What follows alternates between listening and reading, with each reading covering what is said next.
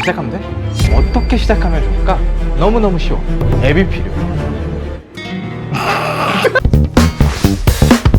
안녕 디마 친구들, 처음 인사한다. 나는 글링크 미디어에서 근무하고 있는 매튜라고 해. 앞으로 나와 같이 구글의 앱 광고에 대해서 공부를 해보도록 할게. 앞으로 잘 부탁해. 오늘이 첫 시간이잖아. 우리 첫 시간은 뭘 하면 좋을까? 나는 오늘부터 구글의 앱 광고에 대해서 설명을 할 건데, 그 전에 광고를 왜 해야 되는지부터 좀 알고 시작하면 좋을 것 같아. 광고는 해야 할까? 어떻게 생각해? 맞아, 나도 그렇게 생각해. 예를 들면은 내가 돈을 들여서 아니면 시간을 투자해서 앱을 만들었는데, 많은 사람들이 이 앱을 보고 찾아와주고 설치를 하면 너무너무 좋겠잖아. 그런데 아무도 내 앱을 알아주지도 않고 설치도 하지 않아. 그럼 나는 너무 슬플 것 같다. 그렇기 때문에 광고는 나는 꼭 해야만 하는 부분인 거라고 생각을 해. 그렇게 생각하지? 자, 그러면 광고를 하기로 마음을 먹었어. 어떻게 시작하면 좋을까? 그치, 구글에서 앱 광고를 하기로 마음을 먹었잖아. 그러면 구글이 앱 광고가 뭐가 좋은지부터 생각하고 시작하면 좋을 것 같아. 혹시 알파고라고 알아? 예전에 그 바둑에서 이세돌이랑 붙었던 알파고. 그 알파고가 구글의 머신러닝이라는 상품을 이용해서 자동으로 광고 타겟팅을 해준다고 생각하면 돼. 그렇기 때문에 매우 쉽게 접근할 수가 있어. 얼마나 좋아. 알파고가 내 광고를 알아서 돌려준다고 생각하면 안 할 이유가 없는 거지.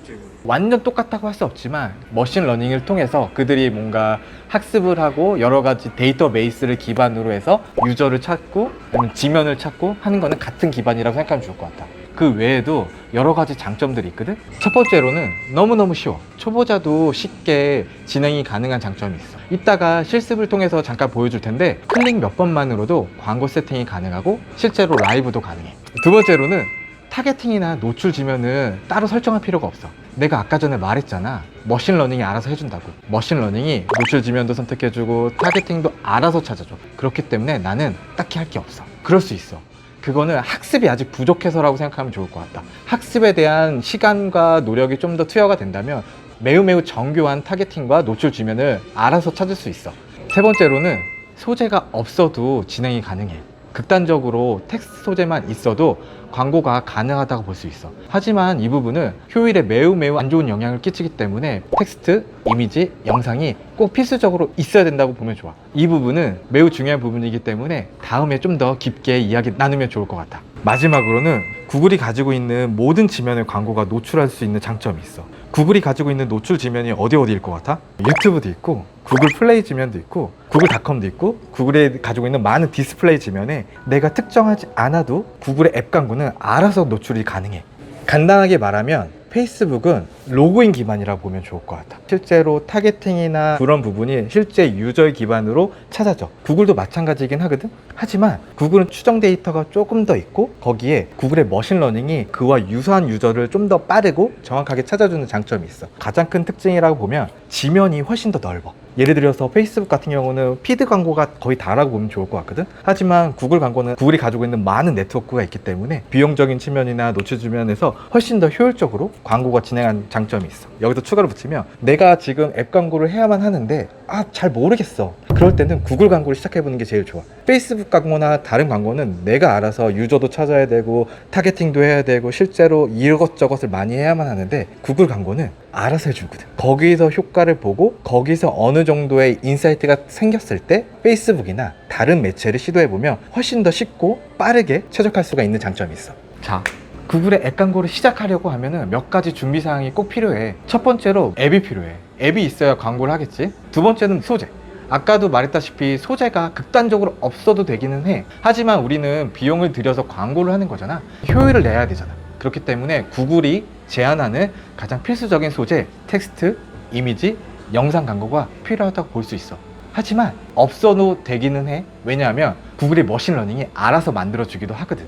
하지만 퀄리티는 책임지지 않는다.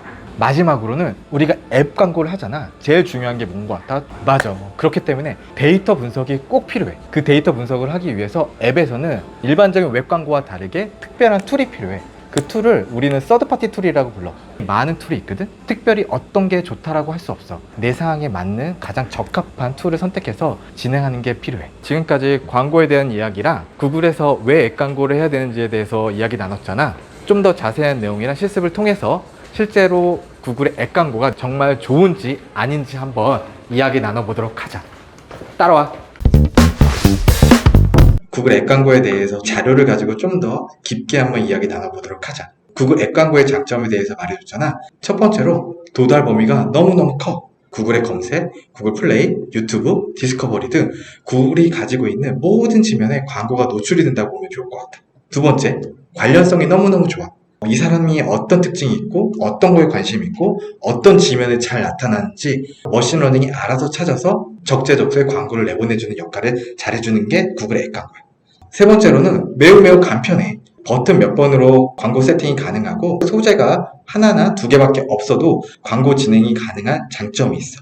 구글의 머신러닝에 대해서 자세히 이야기 나눠보면 좋을 것 같아.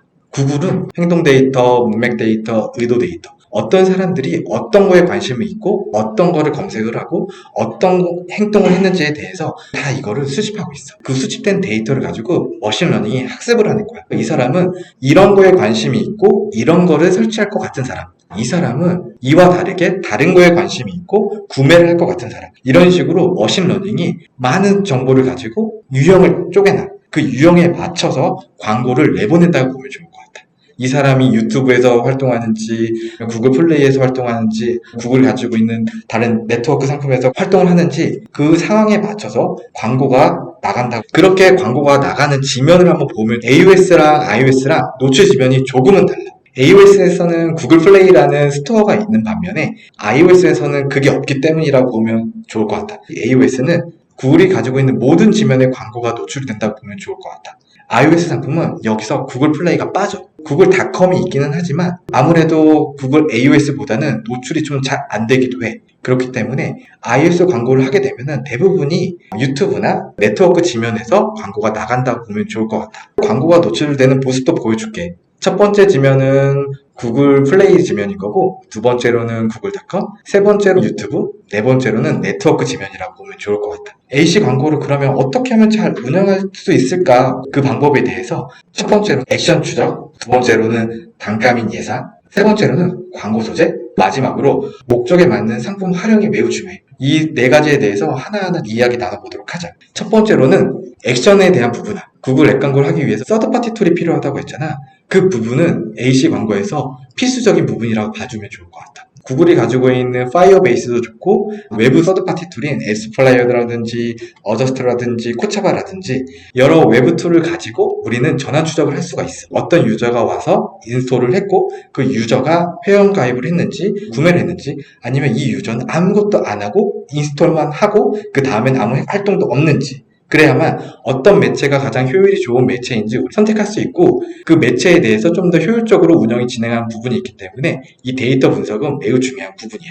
두 번째로는 단가 및 예산이라고 보면 좋을 것 같아. 처음 진행하다 보면은 내가 입찰가 단가는 얼마를 해야 되는지, 아니면 총 예산을 얼마 해야 되는지 되게 어려운 부분이거든. 적정 입찰가라고 한다면 내가 원하는 인스톨당 단가보다 한 2에서 30% 정도 높게 입찰가를 하는 게 좋아. 그래야만 안정적으로 인스톨을 확보할 수 있기 때문에 단순하게 내가 2,000원을 원한다고 해서 2,000원에 입찰하는 것보다는 한 2,500원, 한 2,300원 정도에 입찰하는 게 필요하다고 보면 좋을 것 같아. 예산 같은 경우는 실제로 나오는 CPA 한 10배 정도를 하는 게 좋아. 예산을 너무 적게 나오면 노출 자체가 너무 미비해지기 때문에 효율적인 운영이 가능하더라도 하루에 얼마 쓰지도 못하고 광고가 종료되는 경우가 되게 많거든. 실제로 이렇게 최적화가 돼서 머신러닝이 학습이 된다면 그 이후에는 예산도 좀 줄이고 입찰가도 조정할 수가 있기 때문에 처음부터 이 부분을 너무 타이트하게 가져가기보다는 조금 더 넉넉하게 여유를 주는 게 좀 필요할 것 같아. 세 번째로는 소재라고 보면 좋을 것 같아. 소재가 없어도 구글에서 앱 광고는 진행이 가능해. 하지만 효율적인 운영을 위해서라면 네 가지 소재가 꼭 있으면 좋아. 다만 이 중에서 HTML5는 굳이 없어도 돼. 하지만 텍스트, 이미지, 비디오는 꼭 필요하고, 그 안에서도 지금 등록 개수를 보면은 텍스트 같은 경우는 5개, 이미지는 20개, 비디오는 20개잖아. 여력이 된다면 이 개수를 꽉꽉 채워주는 게 좋아. 그래야만 구글이 가지고 있는 다양한 지면의 광고가 적재적소에 가능하기 때문이야. 마지막 구글 앱 광고에서는 주요 상품들이 나눠져 있어. 앱 다운로드가 중요한지, 회원가입 수가 중요한지, 구매가 중요한 건지, 기존에 왔던 사람들이 재방문해서 다시 한번 리타겟팅 하는 건지에 따라서 그 상품이 나한테 어떤 게 필요한지를 좀 알고 진행하는 게 매우 중요해. 지금까지 구글의 앱 광고 상품에 대해서 이야기 나눠봤는데 다음 시간에 좀 더 딥하고 재미나게 만날 때까지 구독과 좋아요, 안녕!